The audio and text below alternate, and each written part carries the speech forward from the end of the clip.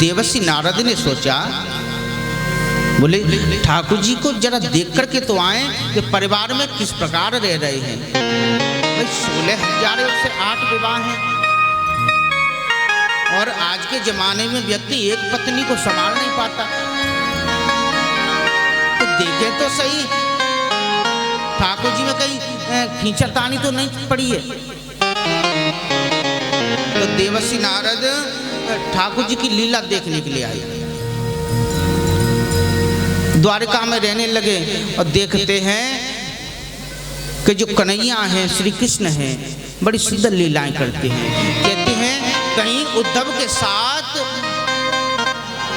युद्ध की नीतियां बना रहे हैं, कहीं बच्चों के साथ खेल रहे हैं, कहीं अनिरुद्ध जी के साथ खेल रहे हैं, कहीं प्रद्युम्न जी के साथ खेल रहे हैं। कहते हैं नारद जी को 3 महीने हो गए भगवान की लीला देखते देखते। एक दिन कन्हैया ने पहचान लिया, बोले देवर्षि आप क्या कर रहे हो यहाँ? बोले प्रभु आपकी लीलाएं देख रहा हूं। नारद जी कहते हैं, बोले प्रभु आपका पार कौन पा सकता है, जिसको वेदों ने भी नेत नेत कह के गाया है। बोले प्रभु आपकी माया विचित्र है, आपकी लीला नहीं समझ सकते हम लोग। बोले प्रभु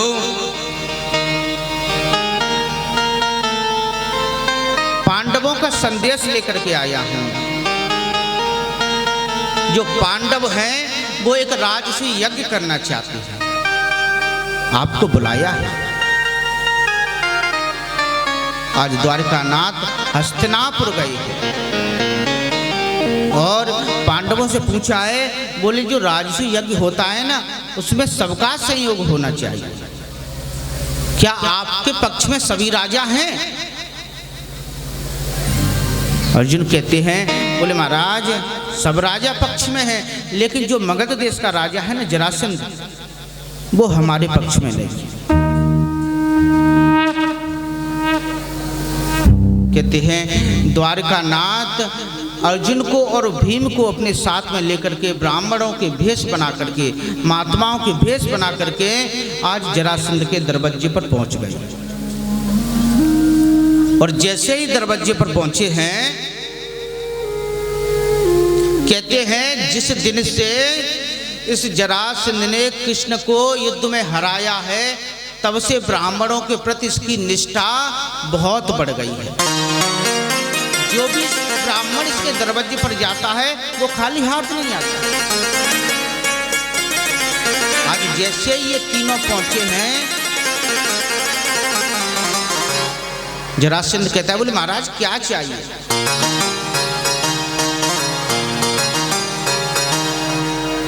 कन्हैया कहते हैं, बोले देखो जरासंध हमने तुम्हारा बड़ा नाम सुना है, आप बहुत दानी हो।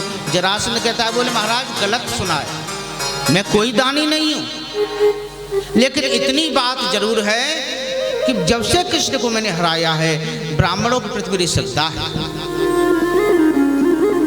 जैसे इतनी बात सुनी कन्हैया थोड़ा सा मुस्कुरा गए। जरासंध कहता है, बोले ब्राह्मण देवता मैंने आपको पहले कहीं देखा है।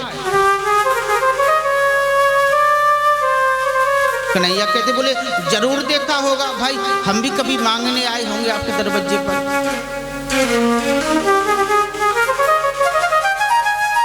जरासंध कहता है, बोले क्या चाहिए? कन्हैया कहते, देखो हम ऐसे ब्राह्मण हैं जो बिना संकल्प के नहीं लेते। बोले अगर देना चाहते तो संकल्प करो। जरासंध ने संकल्प कर दिया। और कन्हैया कहते हैं, बोले महाराज जो चीज हम मांग रहे हैं वो हमें दो। युद्धम नो देहि राजेंद्र द्वंद्व सोइति मन्यसे। बोले जरासंध अगर देना चाहते हो ना तो हमको द्वंद्व युद्ध दे दो, हम आपसे युद्ध करना चाहते हैं। जरासंध घबरा गया, जरासंध कहता है, बोले महाराज तुम कौन हो, पहले अपना परिचय दो। कन्हैया कहते हैं, देखो जो मेरी दाहिनी तरफ खड़े हैं ना वो अर्जुन है, और जो बाईं तरफ खड़े हैं वो भीम है, और मैं। जरासंध कहता है, बस अपना परिचय मन दो। बोले मैं समझ गया तुम कौन हो, अरे तुम तो वही हो, डरपोक हो, रणछोड़ हो। मेरे डर के कारण तुम रण छोड़ करके भाग गए। बोले तुम तो मेरे पुराने शत्रु हो, कृष्ण हो। कहते हैं तुम तो शुरू के ही छलिया हो, मुझसे संकल्प भी करवा लिया युद्ध का। लेकिन एक बात जरूर है, बोले अयम तो वयसा तुल्यो नाति सत्वम नेम, अर्जुनो न भवेद योद्धा भीमस्तुल्य बलो मम। बोले देखो कृष्ण तुमसे तो युद्ध करूंगा नहीं, क्योंकि तुम डर करके भाग गए, रण छोड़ो। कन्हैया मन में कहते हैं, देखो तो सही, मैंने 17 बार इसको हराया, तब कुछ नहीं कहता, और एक बार में रण छोड़ करके क्या भाग गया, बार बार चिल्लाता। कहते हैं जरासंध कहता है, बोले महाराज अर्जुनो न भवेद योद्धा। बोले ये अर्जुन भी दुबला पतला है, ये मेरी टक्कर का नहीं है। हाँ लेकिन भीमस्तुल्यो बलो मम, भीम योद्धा है, भीम मेरी बराबर का योद्धा है, मेरी टक्कर का है, इससे मैं युद्ध करूंगा। अब तो भीम का जो है चेहरा फूल गया। बोले कृष्ण को भी फेल कर दिया, अर्जुन को भी फेल कर दिया, मुझको ही पास किया। युद्ध होने लगा, कई दिनों तक युद्ध चला। कहते हैं ये जरासंध जो है ना ये बहुत बलवान है।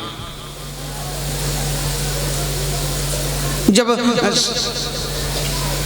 दिन में युद्ध होने के बाद और रात्रि को जब विश्राम करते हैं ना भीमसेन, तो भीमसेन कहते, अरे कन्हैया भैया ये तुम कहाँ लेकर के आ गए हो, ये जो जरासंध है ना ये वज्र के समान है।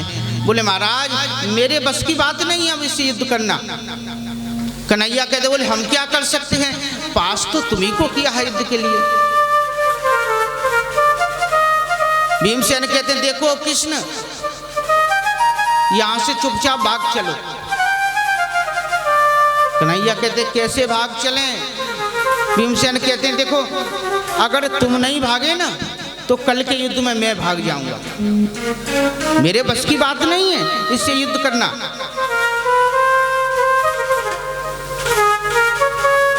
बोले बड़ी जोर से ये पिटाई करता है। कन्हैया कहते हैं, अरे भीम युद्ध करते करते तुमने कभी मेरी तरफ नहीं देखा, और जो व्यक्ति अपने अभिमान में आकर के मुझे भूल जाते हैं ना उनका हश्र ऐसा ही होता है जैसा तुम्हारा। तुम भी अपने अभिमान में लगे हुए हो, बोले पास मुझे ही किया है। जब तक जीव मेरी तरफ नहीं देखता तब तक उसका कल्याण नहीं होता। बोले कल का युद्ध जब करो तो मेरी तरफ जरूर देखो। कहते हैं जैसे युद्ध प्रारंभ हुआ है और भीम की बहुत बड़ी दुर्गति कर दी है जरासंध ने, भीम भागने वाले हैं, उसी समय भीम ने जैसे ही कृष्ण की तरफ देखा, भीम कहता है, बोले महाराज ये जरासंध मरता ही नहीं, बड़ी कोशिश कर ली, कई बार मैंने इसके शरीर के 2 टुकड़े कर दिए लेकिन ये फिर जुड़ जाता है, क्या करूं।